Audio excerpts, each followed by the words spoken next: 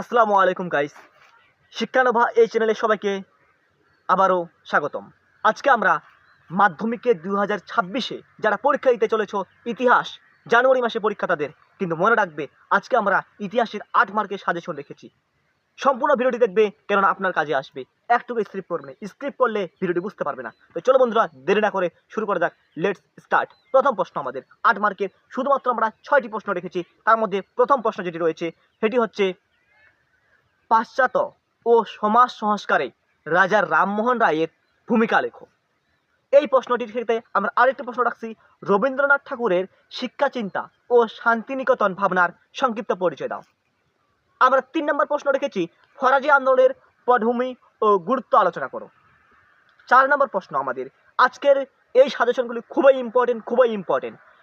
আমরা যে 6টি সাজেশন দেব, 6টি প্রশ্ন বলবো, এর মধ্যে যদি না আসে পরীক্ষার পরে কমেন্ট করে আমাদেরকে জানাবেন। যদি না আসে তাহলে আমি বলছি, নূর জামাল শিক্ষানভা চ্যানেলের পক্ষ থেকে আমি ইউটিউব ছেড়ে দেব। এটা আমার ওয়াদা এবং প্রমিস করছি। 4 নম্বর প্রশ্ন যেটা ছিল, ইয়ং বেঙ্গল বা নব্যবঙ্গ আন্দোলন বলতে কি বোঝো? এই আন্দোলনের ইতিবাচক ও নেতিবাচক দিকগুলির আলোচনা করো। তার সাথে এটা আবার আসতে পারে, এমন করে আসতে পারে যে নব্যবঙ্গ বা ইয়ং বেঙ্গল আন্দোলন বলতে কি বোঝো, এই আন্দোলনের ডিরোজিওর ভূমিকা কী ছিল। 4 নম্বর প্রশ্ন খুব ইম্পর্টেন্ট, বাংলায় নমঃশূদ্র আন্দোলন সম্পর্কে সংক্ষিপ্ত আলোচনা করো। বাংলায় নমঃশূদ্র আন্দোলন সম্পর্কে সংক্ষিপ্ত আলোচনা করো।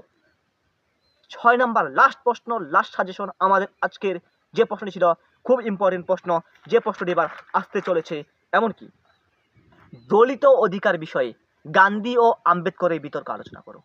আমি 6টি প্রশ্ন বলেছি। শিক্ষানভা চ্যানেল বিগত বছরের প্রশ্নপত্র দেখেছি। প্রশ্নপত্র দেখার পরে, এমন নতুনভাবে সিলেবাস দেখার পরে যেগুলি প্রশ্ন ইম্পর্টেন্ট মনে হয়েছে, আমি আমার চ্যানেলের পক্ষ থেকে কথা দিচ্ছি 6টি প্রশ্নের মধ্যে 3টি প্রশ্ন আসবে 100%। আর এগুলি যদি আপনাদের কাছে উত্তর না থাকে তাহলে আমাদের শিক্ষানভা চ্যানেলের নিচে দেখো কমেন্ট বক্স রয়েছে, সেখানে কমেন্ট করে জানাও আমাদেরকে, আমরা এর উত্তরগুলো খুব শীঘ্রই দিয়ে দেবো। তার সাথে যদি ভিডিওটি ভালো লাগে অবশ্যই একটি লাইক করবেন, কমেন্ট করবেন এবং শেয়ার করবেন। আর এখান থেকে সবাই ভালো থাকো, সুস্থ থাকো এবং নিজের খেয়াল রাখো। আমরা খুব শীঘ্রই নেক্সট ভিডিও নিয়ে উপস্থিত হচ্ছি।